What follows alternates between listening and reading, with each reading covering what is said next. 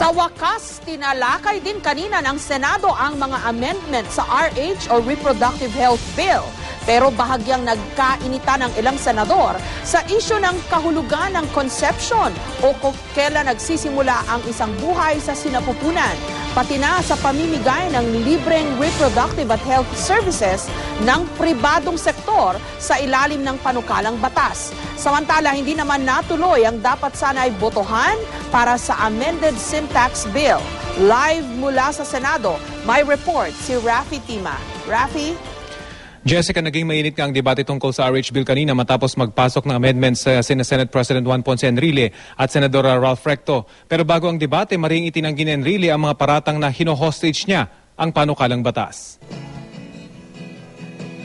Nagsalita na si Senate President Juan Ponce Enrile tungkol sa kontrobersyal na RH Bill. Hindi raw niya sinasadyang pabagali ng debate sa panukalang RH Bill at para ito ay patunayan, iminungkahin ni Enrile na ngayon na gawin ang pagpasok ng personal amendment sa panukala. It was perceived as delaying the final disposition of the measure by the Senate. To put an end to all, Mr. President, all these baseless accusations, especially coming from two of my lady colleagues, I'm ready to present my amendments if this chamber will allow me. Pero agad itong tinutulan ni Senate Majority Leader Tito Soto. It is seldom that I do not agree with the Senate President. And this is one of those occasions. It's not in the agenda at the start of the session, Mr. President. We're supposed to take up the sin tax bill. Pero wala na rin nagawa si Soto na kilalang anti-RH matapos pagbotohan ng kanyang mga kasamahan na isingit ang period of amendments bago pag-usapan ng sin tax bill.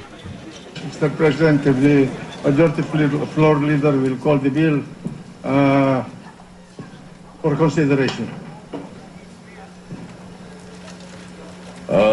Thank you, Mr. President.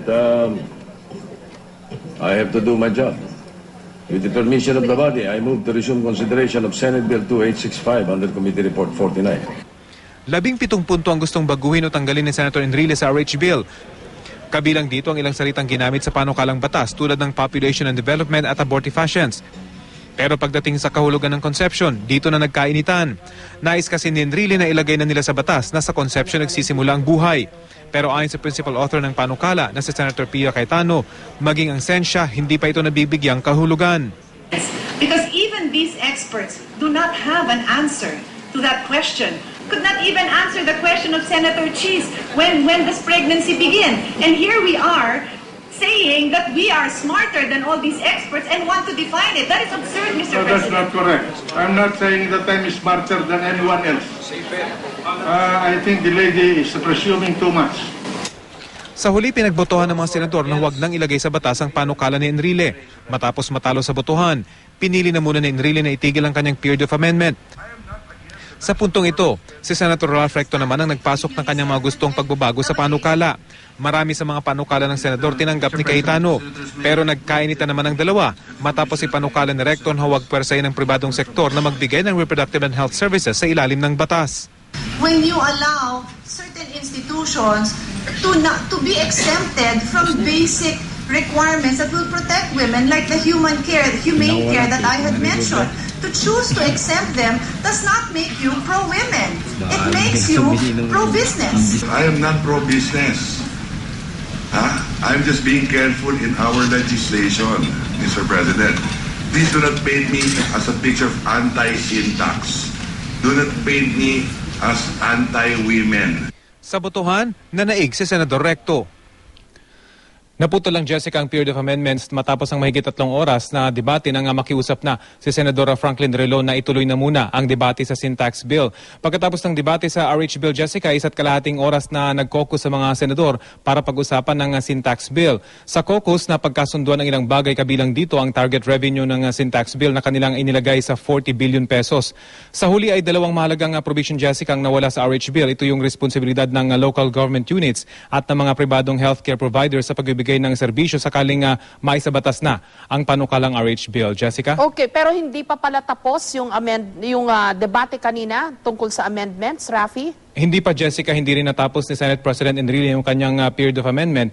At nang sumigit na itong si Senator Ralph Recto, ay hindi rin niya natapos yung kanyang panukala na pagbabago doon sa ilang provision ng panukalang batas. At pagkatapos itong dalawang senador ay nakaschedule pa itong si Senator Tito Soto. Pero hindi pa nila ina-schedule kung kailan yung magaganap, Jessica. Okay, kasi mukhang konti na lang yata natitirang session days maging sa Senado pati sa Kongreso. May sapat pa kayang panahon para ito'y pagdebatihan, Rafi? Yan ang tanong ngayon, Jessica, dahil bukas ay inaasahang sin tax bill na magko-concentrate itong mga senador at posibleng hindi na nila mapag-usapan bukas yung pagpapatuloy nitong amendments, period of personal amendments dito naman sa RH bill. At tiyak bukas ay magsasalita na itong Senator P. Cayetano kung kailan po pwedeng ituloy itong mga debate para naman mahabol sana yung pag-aproba sa panukalang batas na ito, Jessica. Okay, pero nakita naman natin in the past na kung gugustuhin ng Senado na ipagpatuloy ang isang mahalagang diskusyon